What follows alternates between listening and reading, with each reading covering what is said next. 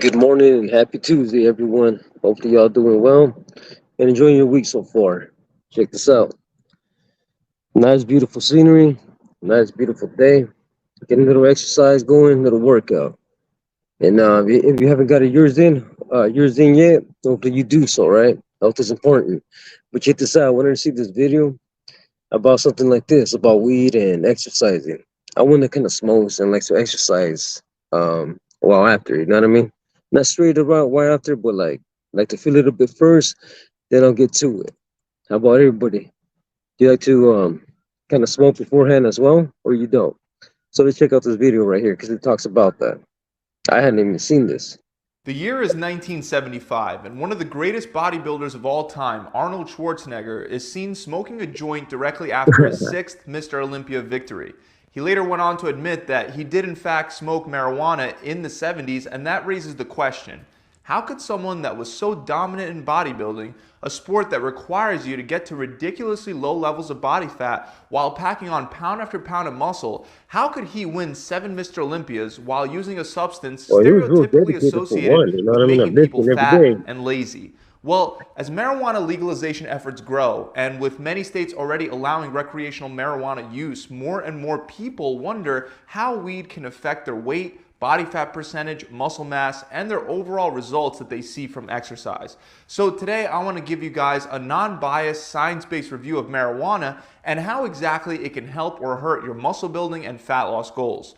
First Gotta of check all, this it's out. important to understand that marijuana was originally made illegal not because of any proven harmful effects, but instead it was done to suppress certain minority groups and to snuff out competition between the wood industry and the hemp industry. And in case you don't know, hemp is the plant that grows marijuana. Back in the early to mid 1900s, it was clear that hemp could be In used to case you make didn't all know the that things shit right that here for lumber you. could be used for, except industrial hemp was lighter, stronger, and less expensive than wood. So, since it posed a serious threat, a smear campaign was created against marijuana that eventually led to it being criminalized. Since then, it's gone from being extremely demonized to actually having applicable medical uses today. For example, it's now commonly used to treat cancer patients, to help them relieve nausea and pain, and to counteract a lack of appetite. There are also studies that show that marijuana can slow the growth of tumors like pancreatic cancer cells, for example. When taking a Hmm. closer look, we find that marijuana contains a chemical known as THC, which is responsible for most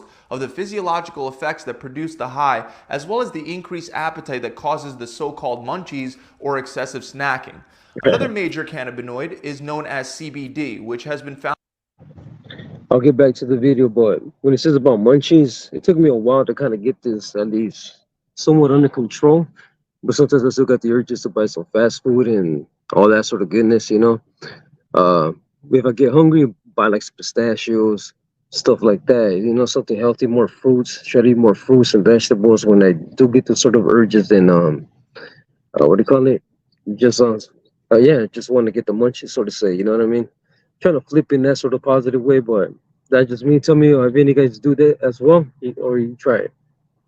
To have medicinal value for controlling epilepsy and other neurological disorders, and there's evidence to suggest that it could even be effective at reducing inflammation. But even though marijuana clearly has some medical benefits, many doctors and researchers still consider marijuana to potentially be harmful for your health. For example, researchers found that smoking 3 to 4 cannabis cigarettes per day could lead to similar risks with respiratory issues as what's seen in people regularly smoking over 20 tobacco cigarettes per day. Of course, there are many studies I kind of smoke more than that. How about you? that don't support this view on marijuana being as bad as tobacco. No, I take that back. I don't smoke that much. I kind of mistake that as sort of like the bowls type of thing, but nah, I smoke less than that. Some studies have shown that marijuana could even improve how strong the lungs are and the lung capacity as well. So this is a highly debated issue that we won't have answers to until scientists are more able to freely conduct experiments and research on marijuana. With all that said, that doesn't change the fact that some athletes do indeed use it, and many believe it provides performance enhancing effects. For example, one study on French student athletes found that 17.8% of the females and almost 40% of the males had used cannabis more than 10 times over the course of 30 days. This may have to do with the fact that many athletes often claim that marijuana helps them Yeah, they focus probably did a and little bit more than concentrate that. better. Some athletes also believe that it has a relaxing effect that could help reduce stress and possibly assist with recovery. It might help with recovery because marijuana is a vasodilator, which means that it can widen your arteries and improve blood flow, which can help reduce soreness.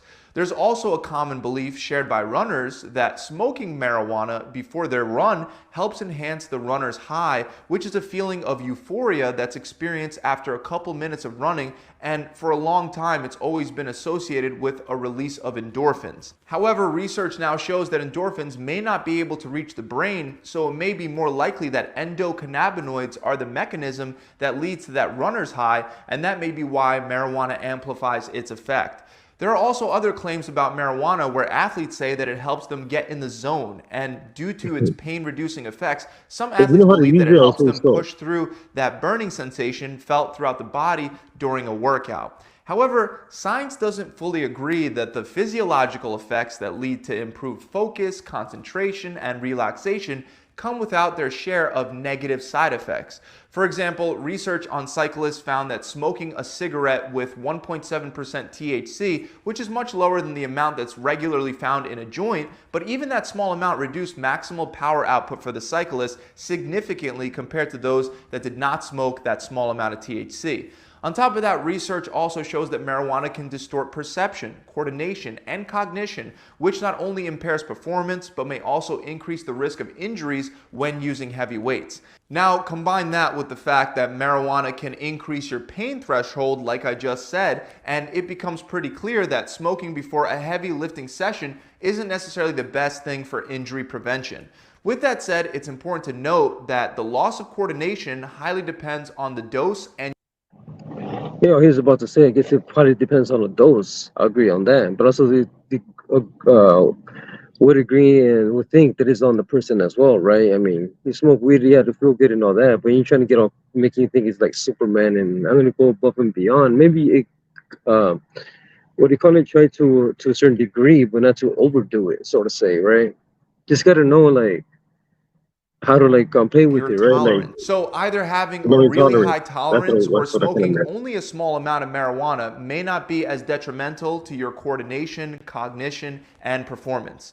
But even with that taken into account, we still have more studies that suggest that THC can significantly reduce many performance measures like balance, reaction speed, and psychomotor performance, which is essentially the coordination of your conscious cognitive processing and your physical movement. Now, specifically in regard to muscle growth, there are definitely some interesting pros and cons.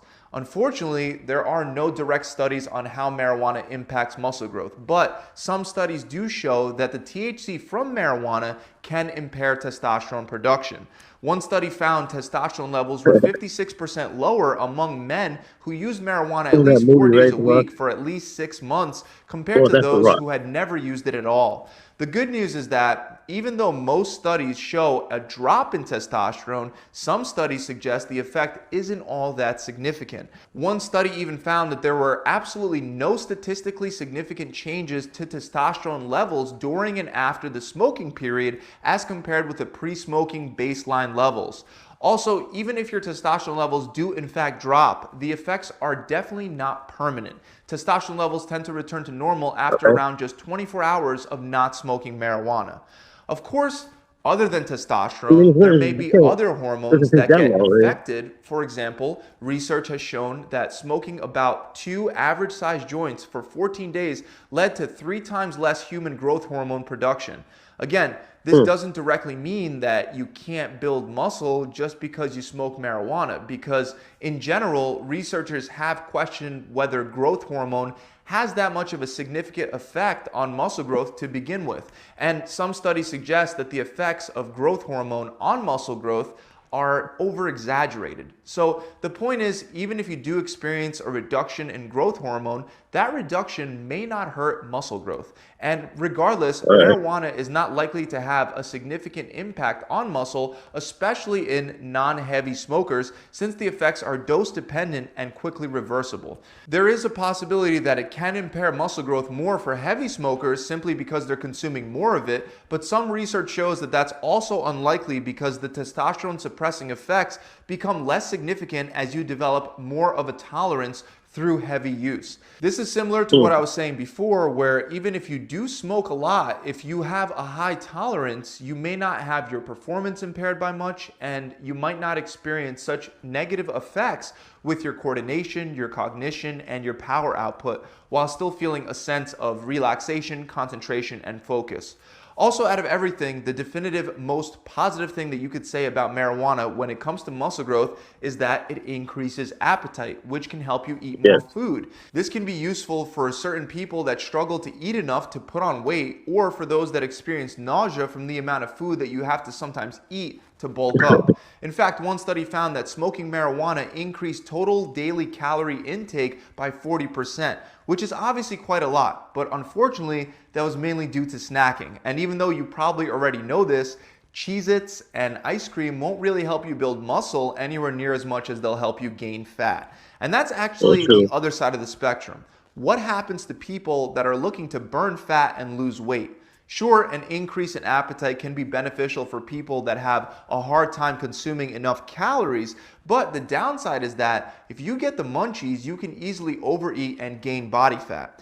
If you're trying to lose weight and you're limiting your calorie intake, then you're already hungry, trying to resist cravings. And so when you Right. smoke weed, you would think that you would be a lot more likely to binge. But the interesting thing is that it seems that you're a lot more likely to be negatively affected by the munchies in regard to fat loss if you're a light smoker that only occasionally smokes in comparison to a heavy smoker that smokes all the time. I know that may not make sense, but studies that look at chronic marijuana users show a negative correlation between body weight and the amount of marijuana someone smokes. In other words, the more excess weight that someone carries, the less likely they are to use marijuana. And a survey of about 50,000 people confirmed these results. Even after adjusting for factors like age, sex, and tobacco use, people using marijuana at least 3 times per week were 40% less likely to be obese. This is probably because with acute marijuana use, or using it every now and then, it can be more likely to increase your appetite and lead to a binge because you're not used to the drug's effects on your appetite. Meanwhile, chronic use could lead to a higher degree of tolerance to the THC, which reduces the effect on the appetite. Couple that with the fact that marijuana use increases your heart rate, and you'll see why chronic use may actually reduce body weight rather than increase it. Of course, a lot of this does depend on the individual too. There are rumors that some very lean Totally. bodybuilders are able to use marijuana without being crippled by the munchies. Bodybuilding competitors are really only able to use a substance like marijuana to unwind since it's calorie free, unlike alcohol, and clearly some of them are able to control their appetite. Meanwhile, others are simply not. So munchies more than I don't likely think about the affect people calorie on a part. person by person basis. Some people can control it while others will binge. So with all that said, as of now, it doesn't seem that we can conclusively say that marijuana will prevent or slow muscle growth, and if it helps you increase your appetite and take in the amount of calories you need to bulk up, then it may even help you build muscle. Meanwhile, if you're trying to burn fat, you don't smoke that often, and you can't resist the munchies when you do smoke, you may be better off staying away from it entirely. That about wraps it up, guys. I really hope that you enjoyed this video and that you now understand how marijuana affects performance, muscle growth, and fat loss at least a little better. Remember to subscribe to the channel and hit that bell icon. And also, if you're looking for a done-for-you program that'll help you develop your muscles in your body, like your chest, back, shoulders, and legs, while helping you burn fat without Maybe having you to guys eat want the to do that, same you know what I bland, mean? boring Need some foods help. all day long, and you want to do that without having to go through all the grueling trial and error that's All right, well, I guess that was the video on that. Let me see. There we go. I guess that was the video on that. But at the end of the day, I'm one that does smoke. I love exercising when I do smoke, you know, but I'm not one over here that's smoking joints and blunts like that. Not like when I was a teenager. But I do have bowls here and there, and that's the only thing I do.